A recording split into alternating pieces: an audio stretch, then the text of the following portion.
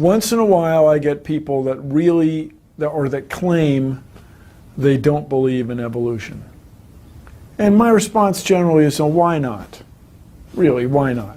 You guys believe 20 billion years ago there was a big bang where nothing exploded and produced everything. 4.6 billion years ago the earth cooled down, made a hard rocky crust. It rained on the rocks for millions of years, turned them into soup, and the soup came alive 3 billion years ago.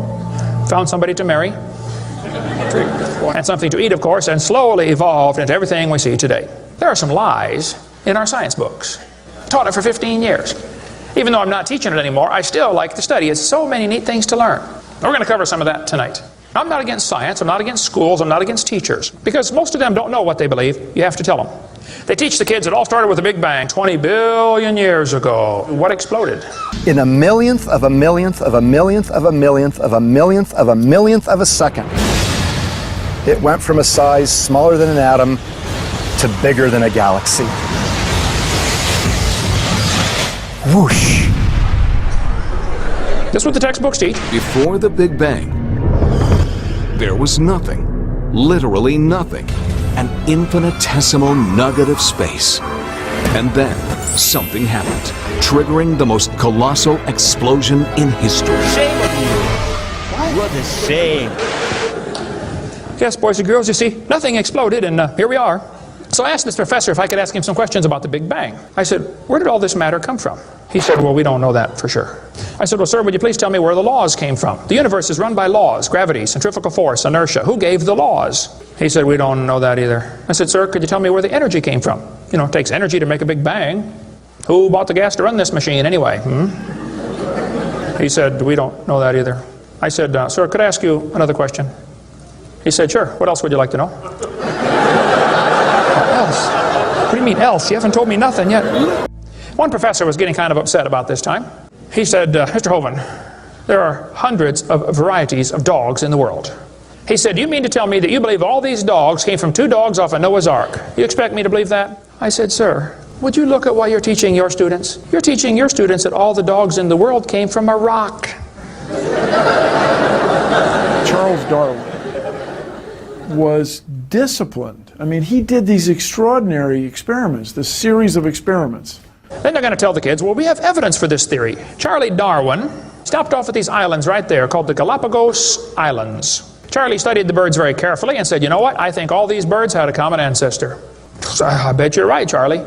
It was a bird. You see 14 kinds of birds, and you conclude that birds and bananas are related. Here are these ancient dinosaur bones or fossils.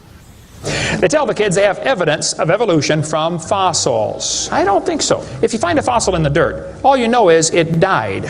You don't know that it had any kids. And you sure don't know that it had different kids. You bring in a bone to the judge. Judge, I found this bone in the dirt. This is the ancestor of all the humans today.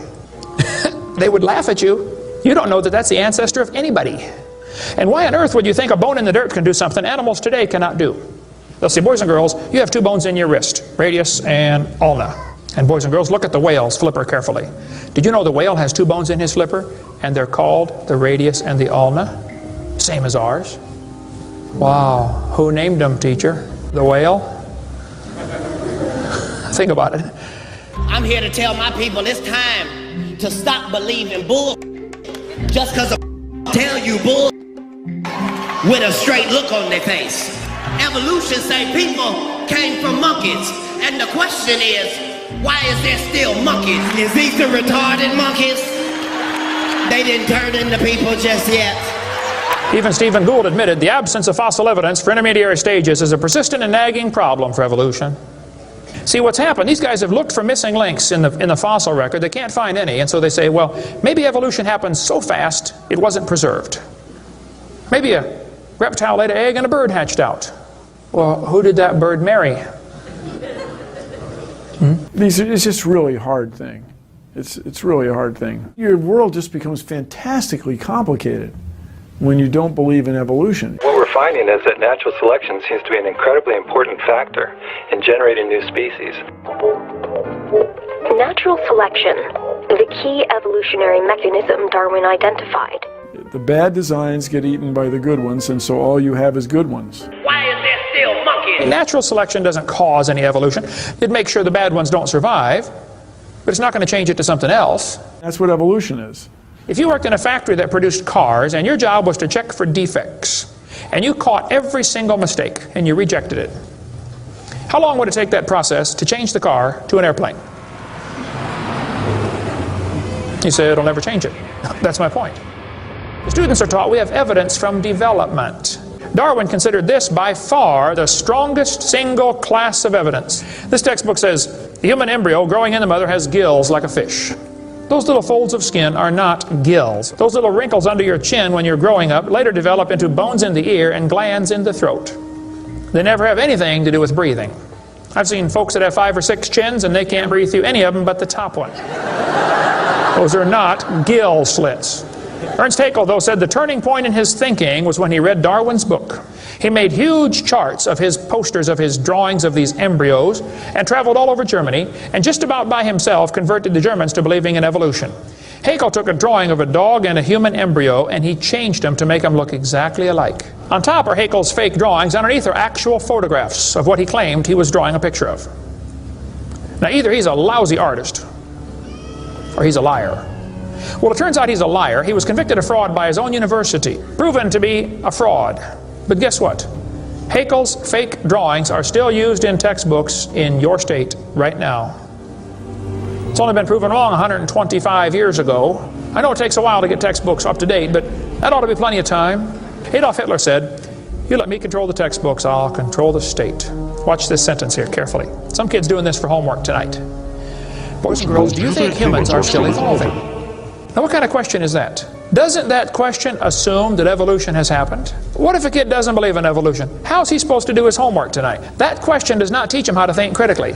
That teaches him what to think, not how to think. And when the kid gets done with this course, he's going to think he knows how to think. But he doesn't. He knows how to be told what to think.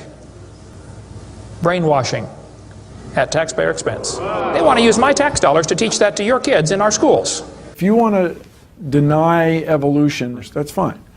But don't make your kids do it, because we need them. And that's where the problem comes in. Okay? If you want to believe in the Big Bang, just enjoy yourself, but keep your religion at home. The Russian atheist astronomer came to America and spoke at one of the universities, and he started off his speech, he said, "Folks, either there is a God or there isn't. Both possibilities are frightening. If there is no God, we're in trouble. But if God made the world, He owns it. That means He makes the rules. You see, if there is a God, we better find out who He is and find out what He wants and do what He says." Malcolm Muggeridge said, "I am convinced the theory of evolution, especially the extent to which it's been applied, will be one of the great jokes in the history books of the future." We too old, we too smart to believe. Don't make no sense. You too old to be believing in evolution. It's a joke. And it would be a joke if it weren't for the tragic results. How many kids are taught this thing every day and believe it, and it destroys their faith? 46% of Americans believe in the creationist view. God created humans in the present form at one time in the last 10,000 years. Does that just shock you that so many people still think that? Yes, it does. Shock you? It doesn't shock me, but it's pretty troubling. How about the recent push to implement intelligent design in school curriculums? It's very Dangerous. bad. It's very dangerous. You don't mess with the truth. You just don't mess with Well, do we know the truth? Well, we certainly know that the universe was created a long time ago. Intelligent design is, as the saying goes, dumb. Yeah.